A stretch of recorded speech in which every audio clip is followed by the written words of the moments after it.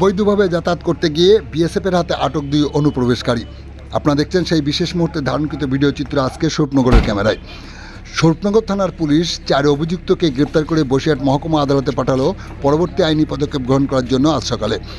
Police সূত্রে জানা যায়, ফাতেমা আক্তার লিপি, যার বাড়ি ঢাকা জেলায়, তুষার সরকার, যার বাড়ি নদিয়ার নাকাশিপাড়া এলাকায়, তারা হাকিমপুর সীমান্ত এলাকা দিয়ে অবৈধভাবে এদেশে প্রবেশ করার সময় তাদেরকে আটক করে জিজ্ঞাসাবাদের পর স্বরূপনগর থানার পুলিশের হাতে তুলে দেয় বিএসএফের জওয়ানরা। অন্যদিকে স্বরূপনগর ব্লকের বাঁকড়া গোকুলপুর জিপি এলাকায় গলদা গ্রামে ঠিকাদার সংস্থা কাজ করার সময় রাস্তার ধারে গার্ডরেল করার জন্য রাখা 1 লরি শালবল্লী চুরি করে নিয়ে যাওয়ার সময় স্বরূপনগর থানার পুলিশ গোপন সংবাদের সূত্র ধরে শালবল্লী সহ গাড়িটি আটক করে 2 জনকে গ্রেপ্তার করে। ওই গাড়ির ড্রাইভার ও খালাসি, তাদের নাম প্রকাশ সর্দার, বাড়ি আটুরিয়া গ্রামে। অন্যদিকে সাথে থাকা আমির আলী গাজী, যার বাড়ি গোকুলপুর এলাকায়, একই সাথে তাদেরকে গ্রেপ্তার করে বসিরহাট মহকুমা আদালতে পাঠায় আজ সকালে স্বরূপনগর থানার পুলিশ।